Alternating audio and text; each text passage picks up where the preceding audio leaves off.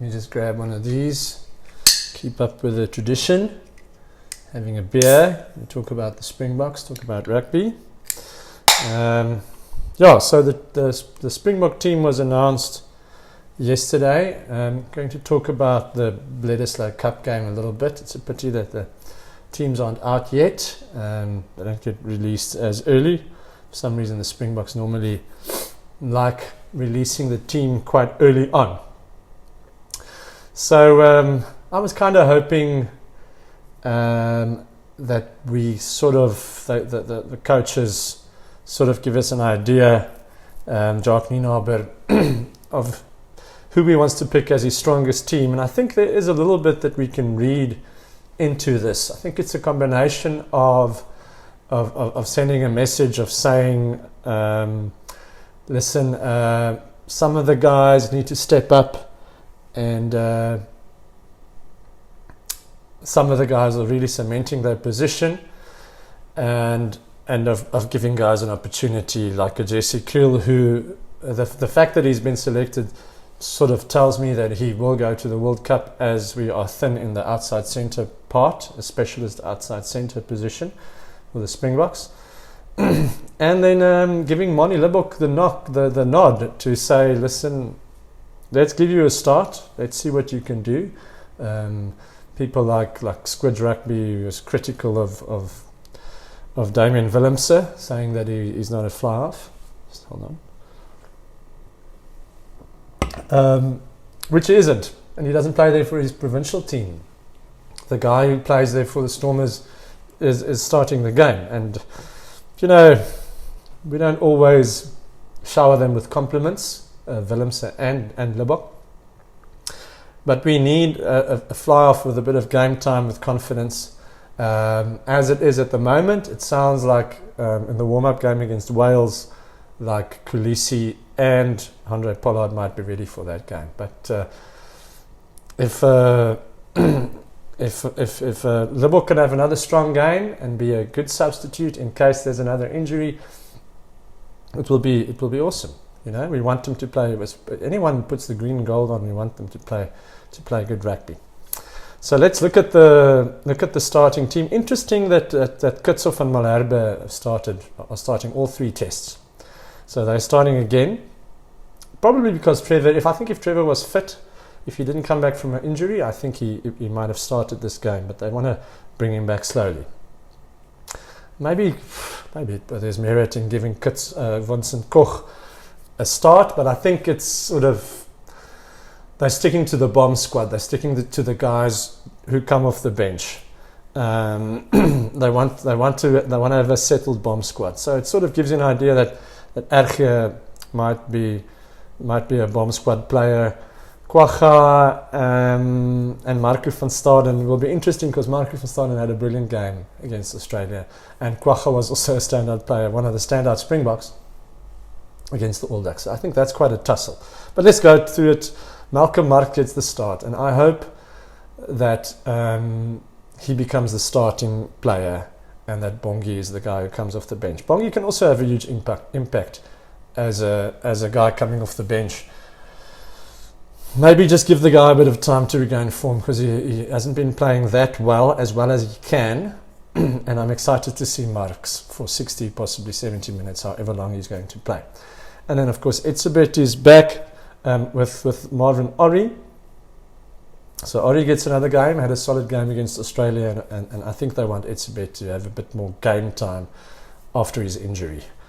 And then Marco van Staden, which I really like, he was really played well against Australia, and not only at stealing the ball, but also carrying the ball and having to put other players into space. He did well as well. So he had made very few mistakes. Different style of player than Kwagga, a bit more bulky, a bit more power, but they both have very specific talents. Kwagga is such a unique player with his speed that it's just like so difficult to decide who should be the starting players. And then Pieter-Steph du Toit, I think, will also needs a bit more game time, and he will be the starting 7 for me. And then Dwayne Vermeulen, captain again. Where I might have thought it would be a good idea for Jasper Wiese to play a bit of the rust out of his system, because he did look quite rusty. But maybe that's also gives us an idea that Dwayne might become the starting eighth man again, which would not be a problem at all. For me, I think you're not going to lose anything by playing someone like him. I don't know if he'll play 80 minutes all the time, but you've got such good players coming off the bench that would also be okay. You've got Marco van Staden, who can easily shift to eighth man. He's played there before. So maybe Dwayne is an option to be the starting eight again. But Jasper Wiese, also when he's at his best, he's absolutely brilliant. So we've got a lot of options, as long as everyone plays at their potential, at the level that they can play at. And a lot of talk around Grant Williams. What I would like to see for him is I would like to see better quality box kicks and better quality decision making. He's clearing the ruck, he's very fast, which I really like, but I would like to see more accurate box kicks and less going on his own. And when he decides to take a quick tap and go on his own, then unfortunately, if you don't score or if you don't make a lot of meters and you get caught in possession by one of the loose forwards or by a big player, then you could possibly lose the ball. So it's a catch-22, and that's part of being a scrum half, is play starts from you, so he needs to make the right decisions. I don't think that he'll become the starting scrum half, but maybe he is the next in line to be the backup. He's like the new Yankees. Herschel Yankees, when he burst onto the scene, it's quite similar. He's extremely fast, and he's got X factor. He's a game changer. So very excited to see him next to Libbok. Spoke about Libbok.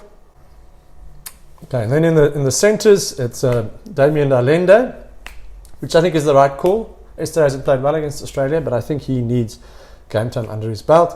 Maybe Lucanio needs a bit of a rest, because he also still has heavy strapping on the knee, and then Jesse Creel needs some game time. And then what has been spoken about the most is the two wings.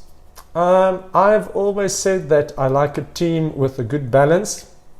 Got two very, very small wingers, and I do still believe, and some people might not like this, but both Colby and Arendse, if they're very close to the try line, they might not be able to carry a big winger out or make a tackle from 5 meters out, where Mapimpi might be able to, or some of the bigger wingers in World Rugby and in the South African mix, or when Sabu Nkosi was still in the mix. I think there's a bigger chance of someone like that being able to stop a guy from close by. But they give you so many other things in other areas of the game. They are good under the high ball, and obviously the X factor, the pace. It's going to be very exciting to see. And this could possibly be the starting wingers, with the fact that Mapimpi's been off the boil a little bit. And it just seems like Willie Leroux has become a player that you just absolutely cannot leave out of the team. He takes a lot of pressure off the fly half. He does his line kicking out of hand is better than anyone else in the team, and he is on crazy form. So his place is cemented, and he will probably be starting fullback in the World Cup as well. And he's just like, I hope we don't overplay him getting to the World Cup, but we sort of almost can't get creative play going without him. Yeah, so that's basically the starting team, and then the bomb squad is Bongi and Brunambi, Trevor and Yakani. Good to see him back in the mix. Vincent Kocha Smith will have a huge impact when he comes on. RG Snyman, huge impact. Faf de Klerk, Lucanio, quality player who can play at centre and wing. And then Damien Willemse, who can cover fly off, inside centre, fullback. So, yeah, a good team. going to be interesting to see who really puts their hand up, and for certain players like the Allende to just get, and Itzebet and Peter Steff to just get a little bit more game time. But they're not really giving anything away. I would like to see Arendse keep that jersey. But it's not going to be an easy game. Argentina, they beat the Wallabies. They'll be very confident. And even against the All Blacks, who started brilliantly against the Argentina and started brilliantly against the Springboks, in the second half, Argentina played much better against the All Blacks. And obviously, it was great for them to beat the Wallabies. So, never going to be an easy game. They're a tough team. They're a hard team to beat.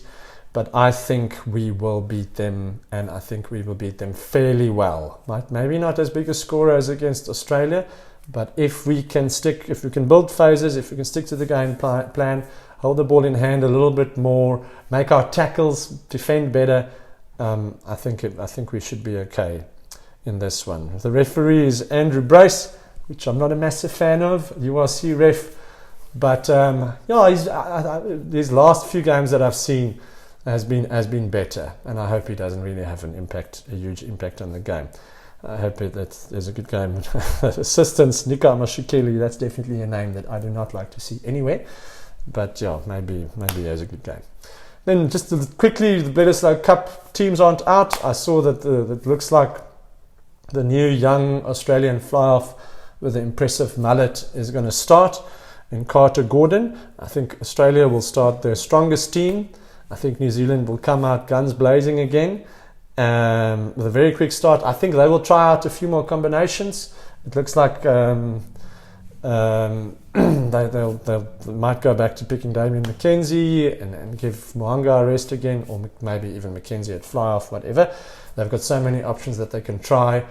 Bring a few younger players through, give a bit of game time. I don't think they're gonna worry too much about their squad selection, and they will probably win the game. Eddie Jones is scrambling. I think he's running out of ideas. I think he's under a lot of pressure. Hope for a good game. Hope for a close game. Last year, under Dave Rennie, the Australia should have won if it wasn't for a weird call where a scrum was given because fly-off took too long to kick the ball. So, but I would go there for a fairly convincing win by the All Blacks. Be interesting to see if Carter starts for not Dan Carter. I think it's Carter Gordon. I can't remember his surname. But if he does start, it will be interesting to see how he does in the 10 jersey. So I think that's one of the areas where they're struggling to find solutions. And if Samu Karevi's back, that would also make it easier in the midfield because he's a really strong ball carrier and a strong defender, and will give them a lot more go forward ball. But Australia always play their best against the All Blacks. It might be a close game, you never know, but I do not think so. I think they're low on confidence, and I think they might struggle. Okay, I think that's it. Cheers.